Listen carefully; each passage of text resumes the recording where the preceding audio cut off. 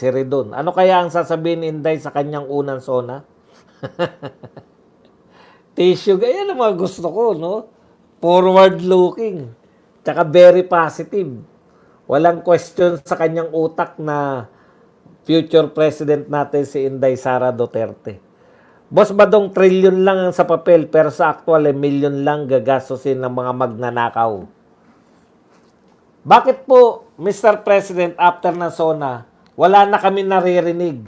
Hindi ka bumubuo ng mga, mahilig kang bumuo ng mga komite na mag-iimbestiga, di ba? Bakit to wala?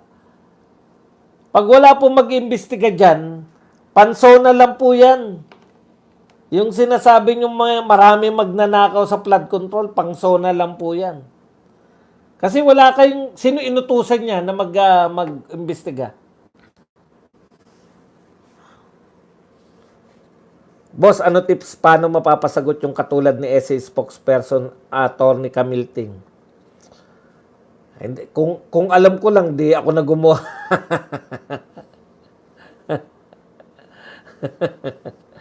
Ang tips ko sa inyo, kung kayo po ay kalalakihan, binata, huwag kayo manligaw ng mga may itsurang katulad ni Attorney Ting. Matalino na, may itsura pa. Kung hindi naman kayo katalinuhan, hindi kayo abogado, hindi kayo CEO, malamang hindi po kayo pansinin ni Attorney Ting. Kaya kung mangingi kayo ng payo sa akin, manligaw kayo na naaayon sa inyong itsura at naaayon sa inyong kalagayan sa buhay. Yun po, may laban-laban kayo doon. Dapat sa pagtanggap alam mong ganyan lang itsura mo tapos manliligaw ka na artistahin. Wala ka talaga. Mahirap po yung tsumachamba lang. Kasi pag nakachamba ka, mahirap din po. Halimbawa, pagpalagay na natin na nakachamba ka nga. Eto, payo ko lang nakachamba ka nga.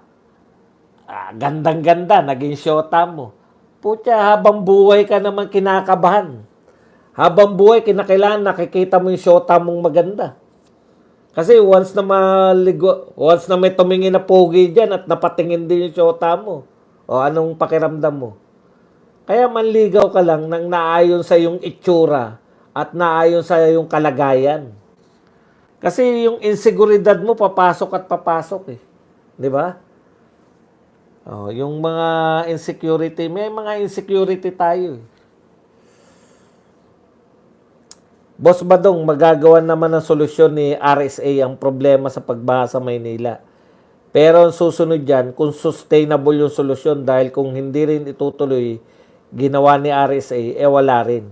Hindi niya po kaya yan. Sino po papayag? Wala pong papayag. Boss Bats, malaking chance mapatawag si Ang sa HOR. Parang si Ogie. Sinong Ogie? Ogie Alcacid? BP Sara is really the president to beat in 2028.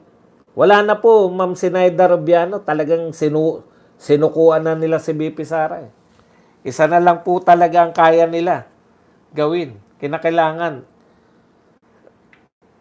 ma-eliminate. Ang problema nyo po, ma-eliminate nyo man si BP Sara, meron pang Baste Duterte po.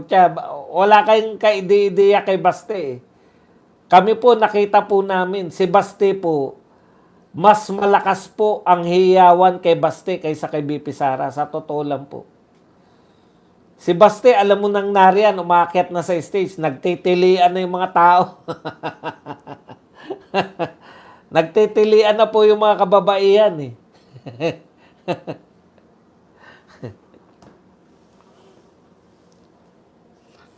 Good aim, Sir Badong. Boss Bats, banned na DZMM sa OBP. Talaga? Sabi? Good aim, Sir Badong. Akala ko ba may listahan na daw si PBBM ng tungkol sa flood control? Bakit hindi yun ang imbestigahan ng Quadcom? Bakit Dolomite agad ang gusto nila imbestigahan? Walang ka-effort magsinungaling si Auntie Claire. Siya yung nagsabi na nasa Kuwait si BP, wala pang araw travel approval si BP. Nalulusutan niya eh. Kasi ang sinasabi niya, may nagbalita sa akin, may nagtanong sa akin. Eh, bakit kung hindi ka sigurado, di ba, bakit mo sasabihin sa mga press? Lahat po ng binibitawan mo, ipinagpapalagay na totoo. Kaya nawawalan ng tiwala sa inyo eh. Sinasabi mo ba, Boss Badong, talagang tsumamba talaga si Kiko kay Shawi? Hindi po. Ang sinasabi ko, sawa na si Shawi sa mga pogi. Parang kayo, araw-araw, masarap ba ang lechon? Tanungin ko kayo, masarap ba ang lechon? Sa mga ano lang po sa mga kumakain po ng baboy. Kasi, sa iba kahit sa masarap ba ang lechon? Opo. Araw-araw kang pakainin ng lechon, mananawa ka rin. Hahanapin mo rin. Pag araw-araw ko pong masarap ang kinakain, hahanapin mo rin yung sardinas. Kung i-apply mo kay Sharon at kay Kiko, si Kiko ang sardinas ni Sharon. True, baste. Alam na natin ngayon kung sino ang financer ni Isko. Si Risa. Bakit na si RSA? Boss, si Samboy Lim. Naging asawa pala niya yung bagong Solgen ngayon. Nasamantala ba niya yung pagiging fan ni Attorney Berberabe? Wala po tayong magagawa. Di ba? Talaga naman pong marami po. Si Atoy ko nga. Baka yung hindi po nakaabot sa panahon ni Atoy ko. At makikita niyo yung itsura ni Atoy ko. At papakita namin yung itsura ni... Sino yung may naging shotang artista yan eh? Ang ganda po. Hindi kayo maniniwala eh. Hindi kayo maniniwala na naging shota ni Atoy ko yun. Yung magandang na yun. Sa itsura ni Atoy ko Kung hindi nyo inabutan si Atoy ko. Pero pag yung mga nakaabot kay Atoy ko, sino yung naging shota niya na magandang artista? Alona Alegre. Imagine niyo yun. Pag pinakita ko po sa inyo, kahit hindi nyo sila inabutan pareho, yung kabinataan at kadalagahan nila, hindi kayo maniniwala na naging shota ni Atoy ko yun. Kami maniniwala kasi inabot namin superstar si Atoy ko eh.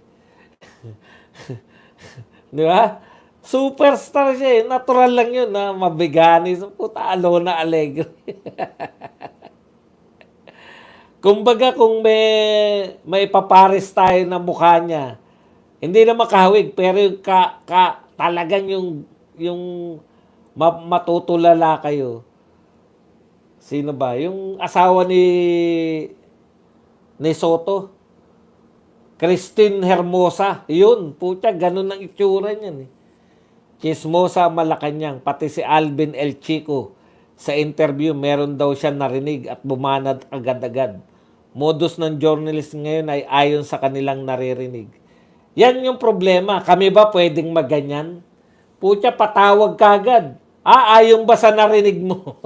Kita niyo si Ka Eric, saan ba nagsimula yan, di ba? Yung sinabi na, ano ba yan? Nakalimutan ko na yung sinabi ni Ka Eric eh, pero may source siya. Gustong ipareveal sino yung source. Eto bang mga to? Pinapareveal nyo ba yung mga source ng mga nasa media? Baka minsan nga po invento lang nila, kunwari lang na may source sila eh.